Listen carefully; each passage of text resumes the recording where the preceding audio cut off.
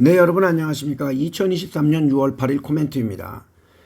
예, 어저께 제가 코멘트 썼지만 러시아 공격으로 우크라이나 남부에 있는 댐이 폭파가 됐지 않습니까? 그래서 거기서 나오는 그 물과 이런 것들 때문에 농작물 가격이라든지 많은 사람들이 집이 침수가 되고 대피를 했습니다.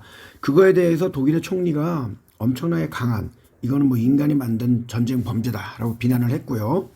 그러나 아직까지 미국도 그렇고 이거의 폭파의 배후에 누가 있는지를 밝히질 않고 있어요. 이게 러시아인지 아니면은 우크라이나를 도와주는 러시아 용병들인지 아니면 우크라이나 정부인지는 아직 밝혀지지 않았습니다.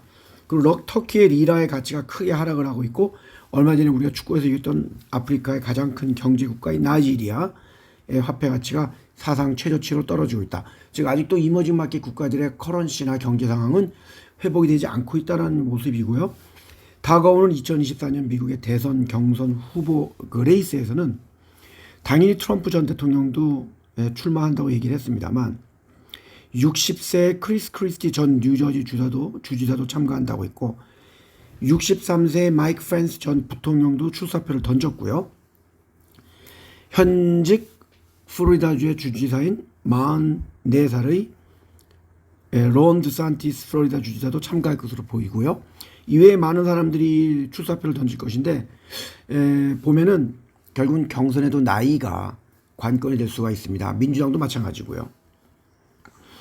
그리고 지금 어제 보면은 증권관리위원회에서부터 그 미등록 증권을 거래했다는 이유로 소송을 당해서 주가가 급락했던 코인베이스라는 가상화폐 거래소는 또 아크 ETF의 캐시우드가 저가로 주가를 매수를 했습니다. 그러면서 또한 자기들이 거래했던 자산들은 다 안전하다, 미등록된 증권이 아니다라고 반박을 하면서 주가가 어제 3.2% 상승을 했습니다.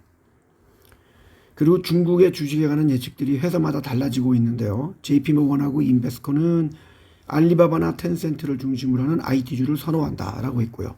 반면에 모겐스탠이나 골드만삭스는 중국의 지수는 결국에는 하락할 것이다라고 예상을 하고 있습니다. 하지만 중국 정부가 강력한 경기 부양책을 실시하겠다고 이야기를 하고 있기 때문에 향후에는 중국의 지수가 회복될 것으로 보는 사람들이 많고요. 누누이 제가 쓰고 이야기합니다만은 시진핑 주석의 마음이기 때문에 중국의 경제 수치나 예상은 아무도 할 수가 없습니다. 그리고 아시다시피 중국은 여전히 계획 경제를 하고 있는 국가입니다. 사실 계획 경제를 하는 국가는 이제 거의 없어요. 그거 원조였던 소련도 이미 포기하고 지금 했는데 중국이나 북한도 계획 경제를 하는 거죠. 나라가 경제 계획을 짜고 목표를 짜고 어떻게 한다 이렇게 가는 건데 그게 현재 굉장히 나쁜 점이 많고 단점이 많죠. 물론 장점도 있습니다만 그래서 이거는 시진핑의 마음이다 라고 누누이 말씀드리고요. 그래서 지금 이런 거죠. 중국의 5월달 수출이 3개월 연속 하락을 했고 작년 동월 대비 7.5%가 하락을 했고 수입도 4.5%가 하락을 해서 무역 흑자가 660억불, 86조 3천억 원이 났습니다. 다시 말씀드리지만 이거는 참고용이고 신뢰할 수가 없어요. 중국의 그 큰 땅덩어리에 그 낮은 민도에 그 후진 인프라스트럭처에서 나오는 수치와 통계를 믿을 수가 없습니다. 하지만 우리는 이러한 수치를 보면서 향후에 시진핑 주석이 어떠한 경제 정책을 할 것이다라는 것을 추측은 할 수 있겠죠. 그리고 어제 수백만 명의 중국 학생들이 그 가오카오라고 불리는 우리로 말하면 대학 입학 시험입니다. 그거를 봤는데 올해 등록해서 시험 보겠다는 사람의 학생의 수는 1,300만 명이었다고 합니다. 그리고 몽골의 수상이 화요일에 화상으로 일론 머스크와 회담을 했습니다. 왜냐면은 몽골에도 그 전기차 배터리에 많이 사용되는 히토류가 많이 있거든요. 그러니까 거기에 공장을 짓고 배터리 공장을 짓면 히토리를 얻을 수가 있기 때문에 유리하지 않겠냐 해서 했던 것 같은데 이게 지금 사실 여러 가지 문제가 있습니다. 왜 일론 머스크의 수많은 국가들이 자꾸 러브콜을 보내지만 아직까지 결정을 못하냐면 한국도 마찬가지고요.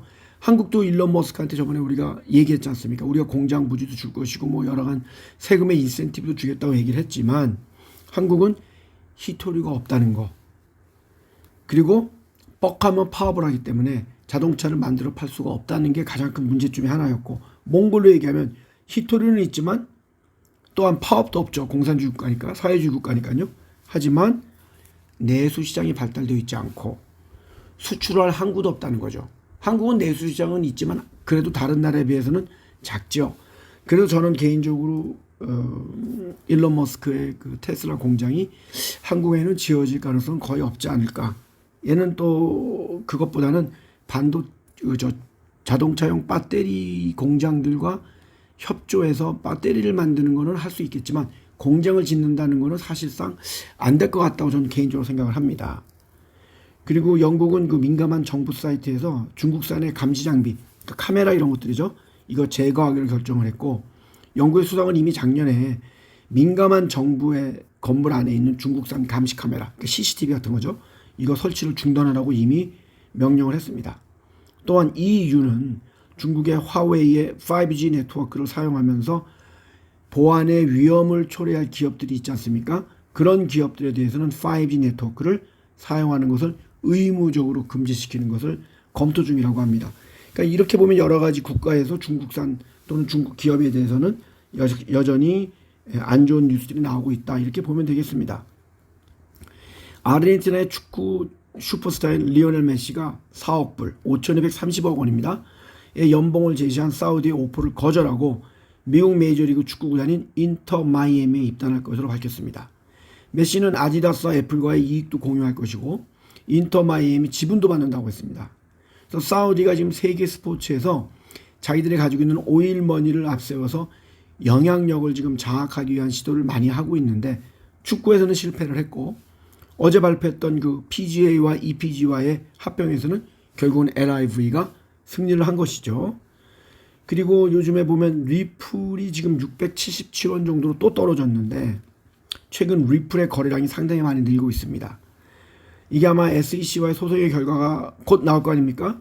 근데 이게 리플 쪽이 좋다는 거로 생각하는 사람들이 많아요. 투자가들이 묻지마 저가 매수로 보이고 있고요. 거래량 중에 대부분이. 하지만 워낙에 예측이 불가능한 가상화폐입니다.